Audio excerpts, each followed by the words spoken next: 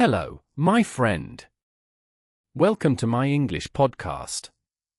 This is a very easy English podcast for beginners.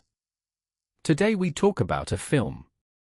The film is called Paddington. It is a comedy from the United Kingdom. The film is from 2014. Paddington is a family film and a comedy. The story is about a small bear from Peru. He is very kind and very polite. He goes to London to find a new home. The main character is a bear. His name is Paddington. He comes from Peru to London. At the train station, he meets a family. Their name is the Brown family. They take him to their home. Paddington wants to be a good friend. But he makes many funny mistakes. He breaks a cup. He makes a big mess in the bathroom.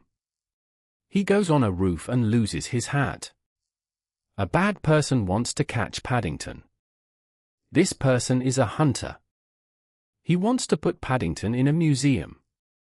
The Brown family helps Paddington. They fight with the hunter. In the end, Paddington is safe. He becomes part of the Brown family. He has a new home in London. I like this film because it is very kind and funny. Paddington is very cute.